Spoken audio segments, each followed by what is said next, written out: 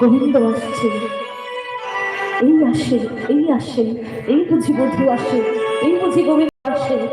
এই প্রতীক্ষা করতে করতে করতে করতে নিশি ভোর হয়ে গেল, রাত্রি প্রভাত হয়ে গেল, কিন্তু গোবিন্দ রাধারানীর কুঞ্জে এলেন না। তখন প্রাণের সখী ললিতাকে রাধারানী বলছে যে, সখী রে, আমি বধুর লাগিয়া সে বিছাইল, গাঁথিল ফুলের মালা। আমি বধুর লাগিয়া সেজ বিছাইল, গাঁথিল ফুলের মালা। বধুর লাগিয়া সেজ বিছাইল, গাঁথিল ফুলের মালা। আমি বধুর লাগিয়া সেজ বিছাইল, গাঁথিল ফুলের মালা। আমি বধুর লাগিয়া সেজ বিছাইল, গাঁথিল ফুলের মালা। আমার মালা শুকাইল, নিষিদ্ধ হইল, আমার মালা শুকাইল, নিষিদ্ধ হইল। প্রাণ সখী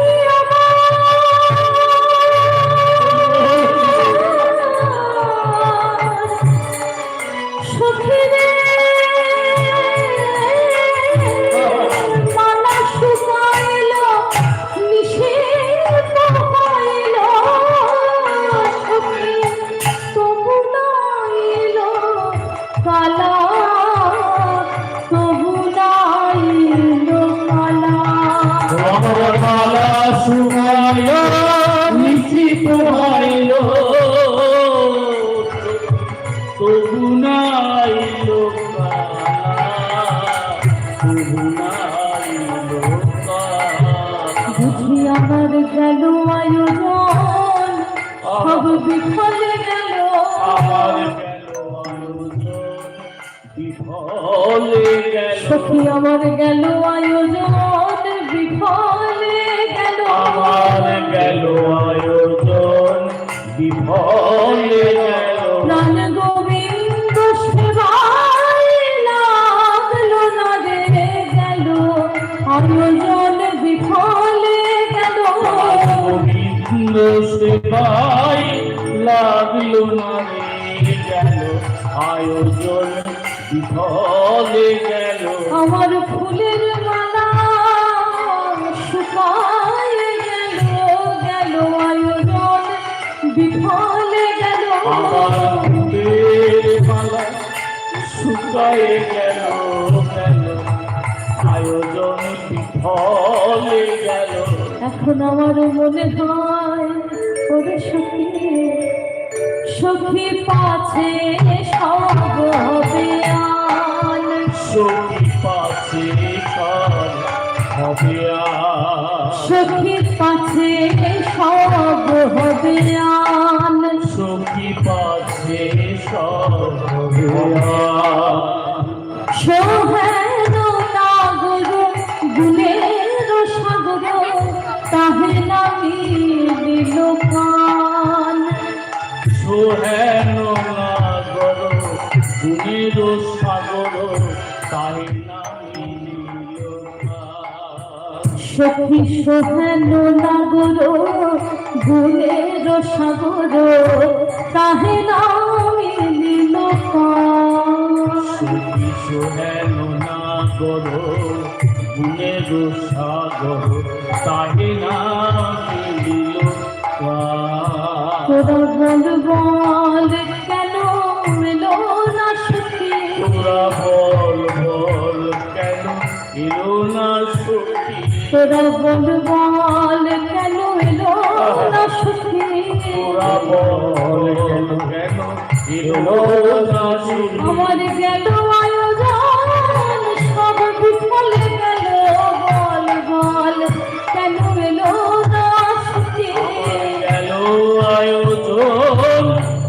বলে কেন তোরা বল বল কেন এলো না সখী কাছে সব হবে আর সখী পাচ্ছে সব হবে না।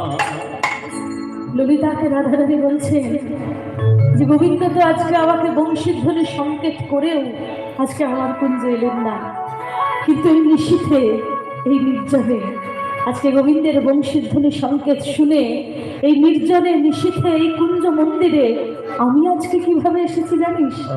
আমার তো বাড়িতে গুরুজন রয়েছে, শাশুড়ি ননদ রয়েছে, তাহলে আমি আজকে এই কুঞ্জে কিভাবে এসেছি জানিস?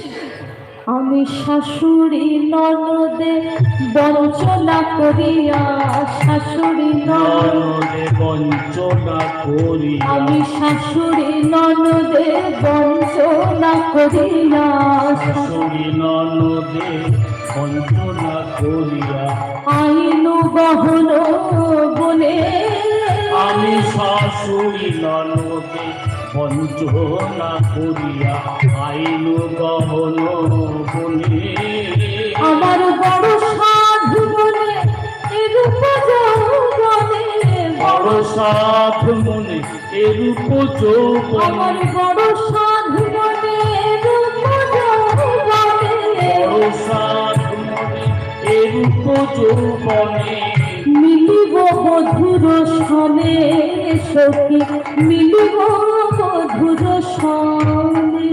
আমার বড় সাধ মনে এরূপ যৌবনে মিলিব মধুর সনে মিলিব মধুর সনে আমার মনের আশা মনে রহিল, আমার মনের আশা মনে রইল আমার মনের আশা মনে রহিল, মনের আশা মনে রইল প্রাণ গোবিন্দ সনে মিলন হলো না রে, মনের আশা মনে রহিল, গোবিন্দ সনে মিলন হলো না রে আমার মনের আশা মনে রইল আমার বড় সাধু বলে এরূপ যৌবনে মিলিব মধুর সনে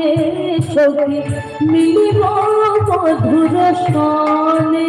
আমার বড় সাধ মনে এরূপ যৌবনে মিলিব মধুর সনে হে মিলিব মধুর সনে রাধারানী বলছে বড় সাধু মনে এরূপ যৌবনে আমি মিলিব মধুর সনে। এরূপ যৌবনে এটা নির্দিষ্ট করে রাধারানী কেন বললেন? বড় সাধ মনে এরূপ যৌবনে মিলিব মধুর সনে। বৈষ্ণব কবি বলছে বেলাতে মাখন ওঠে না খুব ভালো, সকাল সকাল তোলো, ছেলেবেলাতেই ভজন সাধন, বৃদ্ধকালে হয় ভুল। অর্থাৎ দুধ থেকে দুধের মাখনটি তুলে নিতে গেলে ঠিক যেমন অতি প্রত্যুষে তুলে নিতে হয়, সকাল সকাল তুলে নিতে হয়, ঠিক সেই রকমই আমাদের জীবের যা কিছু কর্ম, সাধন ভজন, সংসার ধর্ম, যা কিছু কর্ম, সমস্ত কিছু আমাদের কম বয়সে থাকতে থাকতেই সেটা করতে হয়, যৌবনের সাথে সাথেই সেটা করে ফেলতে হয়। কারণ বয়স যত বাড়তে থাকবে ততই আমাদের ইন্দ্রিয়গুলো শিথিল হতে থাকবে, আর তখন যদি আমরা নতুন করে কিছু শুরু করব বলে চিন্তা করি তা কিন্তু হবে না। অনেকেই মনে করে যে কম বয়সে সব করে কি হবে, এই তো সবে এইটুকু মাত্র বয়স, একটু বয়স বাড়ুক তখন না হয় শুরু করা যাবে। এটা কথা নয়, যৌবন থাকতে থাকতেই সেটা শুরু করতে হয় সাধন ভজন। কারণ বয়স বাড়ার সময় যদি আমরা সেটা শুরু করি, শুধু সাধন ভজন নয়, যে কোনো কাজই, নতুন করে কোনো কাজ কিন্তু অত্যন্ত বয়সকালে কেউ আর শিখতে পারে না। এটা বয়সের ধর্ম, এটা মানুষের দোষ নয়, এটা বয়সের ধর্মই তাই। সেখানে সবাইকে মাথা নত করতেই হবে, কিচ্ছু করার নেই। বয়সের কাছে মাথা নত সবাইকে করতে হবে। সুতরাং বয়স যত বাড়তে থাকবে ইন্দ্রিয় তত শিথিল হতে থাকবে, আর তখন আমরা নতুন করে যাই করতে যাব সব ভুল হতে থাকবে। তার রাধারানী বলছেন বড় সাধ বলে এর উপর যৌবনে মিলিব মধুর সনে। সখীরে আমি পথ পানে চাহি কত না রহিব, কত প্রবধিব মনে। আমি পথ পানে চাহি কত না রহিব, কত প্রবধিব মনে। আমি পথ পানে চাহি কত না রহিব, কত প্রবধিব মনে। আমি পথ পানে চাহি কত না রহিব, কত প্রবধিব মনে। তোমার রস চূড়ামণি আসিবে এখনি, রস চূড়ামণি আসিবে এখনি। দাস জগন্নাথ ঘনে রে, দাস জগন্নাথ ঘনে। তোমার রস শিরোমণি আসিবে এখনি, দাস জগন্নাথ ঘনে, দাস জগন্নাথ ঘনে। আজকে গোবিন্দ রাধারানীকে বংশীধ্বনি সংকেত করেও রাধারানীর কুঞ্জে আজকে এলেন না, কিন্তু এখানে প্রশ্ন হচ্ছে যে গোবিন্দ এলেন না নাকি আজকে গোবিন্দ আসতে চেয়েও আসতে পারলেন না। আজকে যে পথ দিয়ে গোবিন্দ রাধারানীর কুঞ্জে চলেছেন, ঠিক সেই পথের ধারেই আর এক সখী চন্দ্রাবলীর কুঞ্জ।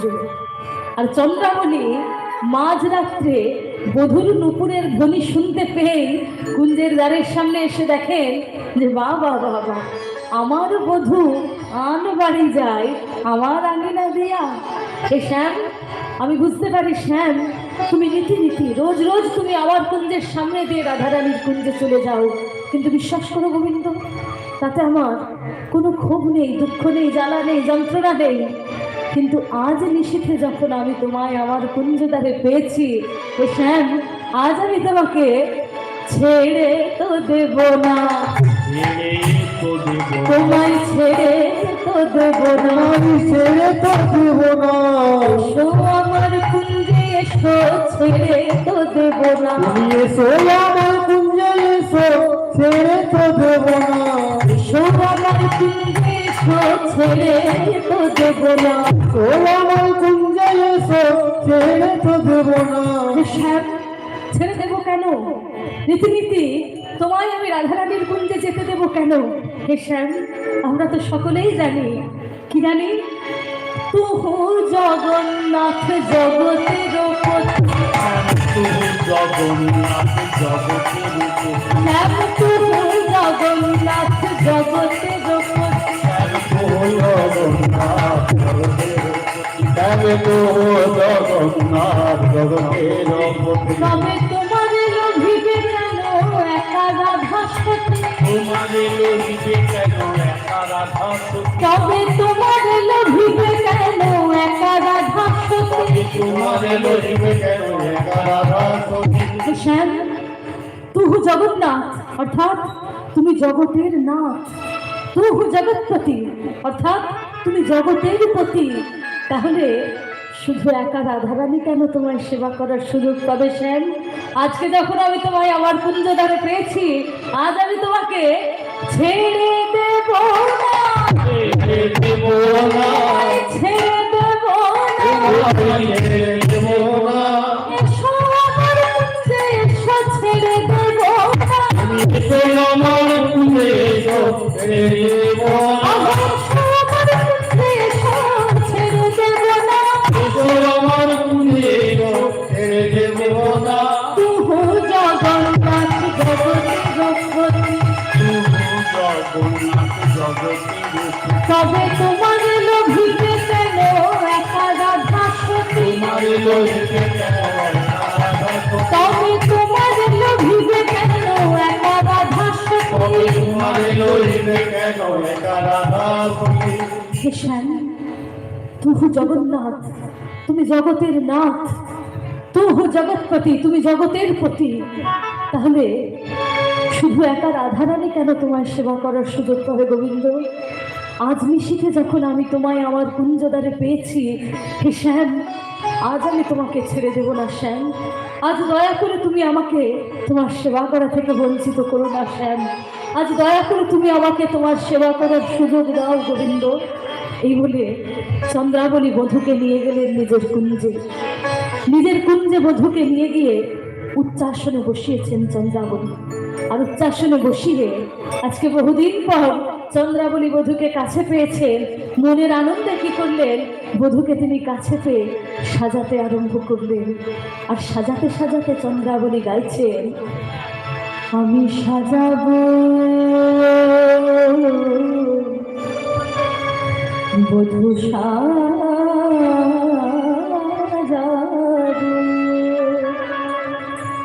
আমি সাজাবো তোমারে মনের সাজে, যেখানে যা দিলে সাজে। আমি সাজাবো তোমারে মোহন সাজে, যেখানে যা দিলে সাজে। আমি সাজাবো তোমারে মনের সাজে, যেখানে যা দিলে সাজে। আমি সাজাবো তোমারে মনের সাজে, যা দিলে সাজে। সেবা হতে মরে, সেবা হতে মরে, হে হে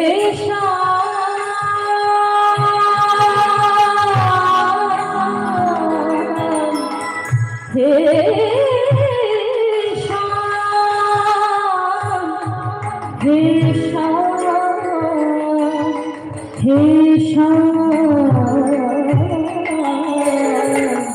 সেবা হতে মরে করুণা বঞ্চিত,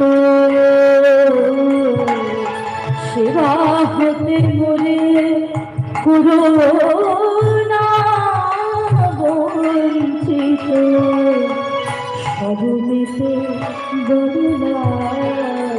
আমি সাজাবো তোমারে মোহন সাজে, যেখানে যা দিলে সাজে।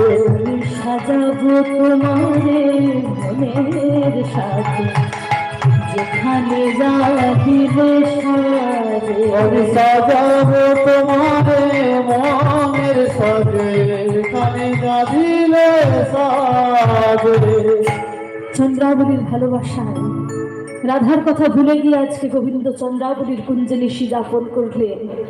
সারা অঙ্গে কঙ্কনের দাগ, অধরে সিঁদুরের বিন্দু। ভোর হতে যেই না রাধারানীর কথা মনে পড়েছে, অমনি রসিক চূড়ামণি, তিনি রসিকেন্দ্র চূড়ামণি কি করলেন, চন্দ্রাবলীর উত্তরীয়টি গায়ে ঢাকা নিয়ে আর চন্দ্রাবলীকে মায়ায় মোহিত করে দিয়ে গোবিন্দ চললেন রাধারানীর কুঞ্জে। আর রাধারানীর কুঞ্জে গোবিন্দ প্রবেশ করেই দেখেন যে রাধারানী বধূ ছাড়া থাকতে পারেন না বলে, গোবিন্দ ছাড়া থাকতে পারেন না বলে ধ্যানে বসে অন্তরে গোবিন্দ মূর্তি দর্শন করছেন। গোবিন্দ তখন মনে মনে চিন্তা করছে যে রাধারানী যদি একবার আমাকে অন্তরে পেয়ে যায়, তাহলে তো বাহ্যিকভাবে আমাকে আর গ্রহণ করবে না। আর রাধারানী যদি আমাকে গ্রহণ না করে, তাহলে এ জগতে একা কৃষ্ণের কিন্তু কোনো দামই নেই। কারণ আমরা বলি রাধা কৃষ্ণ, রাধে শ্যাম, আগে রাধা পরে কৃষ্ণ। তাহলে সেই রাধারানী যদি গোবিন্দকে গ্রহণ না করেন, তাহলে এই জগতে একা কৃষ্ণের কোনো দামই নেই। আর আজকে যদি রাধারানীর অন্তরের গোবিন্দকে বাইরে না নিয়ে আসা যায়, তাহলে তো রাধারানী গোবিন্দকে গ্রহণ করবেন না। তাহলে অন্তরের গোবিন্দকে আজকে বাইরে নিয়ে আসতে গেলে কি করতে হবে, রাধারানীর আজকে চরণে ধরতে হবে। তখন রাধারানীর অন্তরের ভাব বুঝতে পেরে রাইও কি অন্তর ভাব বুঝি মাধব, রাইও কি অন্তর ভাব বুঝি মাধব, রাইও কি অন্তর ভাব বুঝি মাধব, রাইও কি অন্তর ভাব বুঝি মাধব। পদকালে ধরণী লুটা, রায়ের পদতলে ধরণী লুটা, রায়ের পদকালে ধরণী লুটা, হেলো না বিমুখ হেলো না তব বিমুখ হেলো না আহা তব বিমুখ হেলো না তব বিমুখ হেলো না তোমার চরণ ছেড়ে আমি কোথাও যাব না চরণ ছেড়ে কোথা যাব তোমার চরণ ছেড়ে কোথাও যাব তোমার চরণ ছেড়ে কোথা আমি যাব ওই চরণে সব দিয়েছি রাই চরণ ছেড়ে কোথাও যাব ওই চরণে সব দিয়েছিলাম চরণ ছেড়ে কোথা যাব বলি দাস বলে আমায় একবার ক্ষমা করো রাই।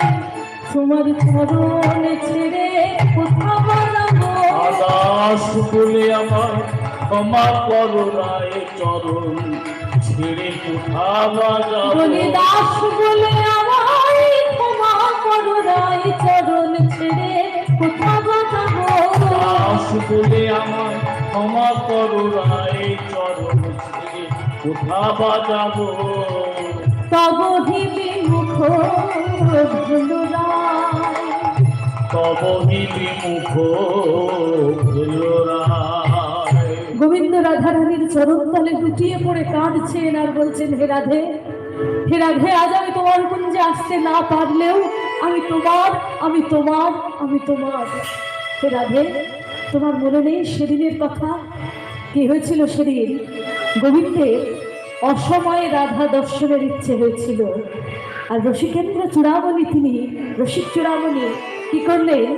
তিনি নিজে নাপতানির ছদ্মবেশ ধারণ করলেন, আর নাপতানির ছদ্মবেশ ধারণ করে রাধারানীর কুঞ্জে তিনি প্রবেশ করলেন। রাধার কুঞ্জে প্রবেশ করে রাধারানীকে আলতা পরিয়ে দেওয়ার ছলে রাধারানীর চরণ যুগলকে নিজের বক্ষের কাছে ধারণ করে অতি যত্ন করে গোবিন্দ স্বয়ং রাধারানীর শ্রীচরণের চারপাশে লিখে দিলেন শ্রীকৃষ্ণ শ্রীকৃষ্ণ শ্রীকৃষ্ণ শ্রীকৃষ্ণ। দেখতে না পেয়ে রাধারানীর কুঞ্জ ত্যাগ করে চলে যাচ্ছেন। আর যাওয়ার সময় কি করলেন? অন্তরের যে গোবিন্দকে পেয়ে রাধারানী এতক্ষণ ধ্যানমগ্ন হয়েছিলেন, মত্ত হয়েছিলেন, সেই অন্তরের গোবিন্দকে তিনি হরণ নিয়ে চলে গেলেন। রাধারানী সেই অবস্থাতেই আছেন কুঞ্জে, কুঞ্জের ডালে বসে সারি সুখ তখন বলা বলি করছে, সারি প্রতি সুখ তখন কহিছে বচন, এই রাধার গুণ তুমি বর্ণ অনুক্ষণ। হ্যাঁ রে সারি, সুখ সারিকে বলছে যে হ্যাঁ রে, তুই তো সবসময় বলিস যে আমার রাধারানীর মতো কমলিনী, কৃষ্ণ অনুরাগিনী, রাধার মতো কৃষ্ণ অনুরাগিনী নাকি এ জগতে দ্বিতীয় কেউ নেই। কিন্তু ওই দেখ, জগত জীবন কৃষ্ণ কত না সাধিল, কি কলুষ হিয়া রাধার একবার ফিরে না চাহিল। জগৎপতি, জগৎ দুর্লভ শ্রীকৃষ্ণ, তিনি রাধারানীর চরণতলে এসে লুটিয়ে পড়ে গেলেন, সেধে গেলেন, কিন্তু রাধারানীকে দেখ, গোবিন্দের মুখপানে ফিরেও চাইল না। তাহলে এই তো রাধারানী কমলিনী, কৃষ্ণ অনুরাগিনী, এমন কৃষ্ণ অনুরাগী যে গোবিন্দ চরণতলে এসে লুটিয়ে পড়ে কেঁদে গেল, তবুও গোবিন্দের মুখপানে ফিরেও চাইল না।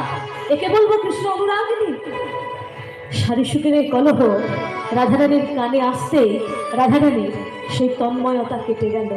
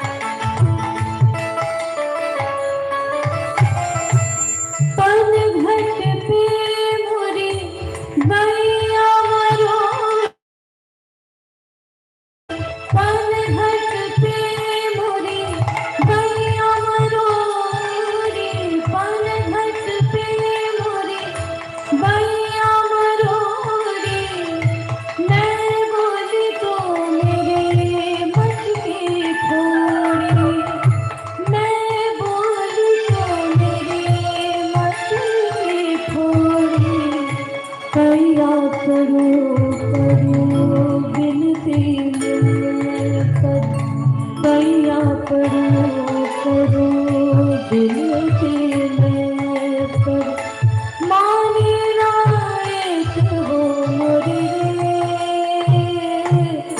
सुध बिसरा गया मोरे रो काला एक बांसुरी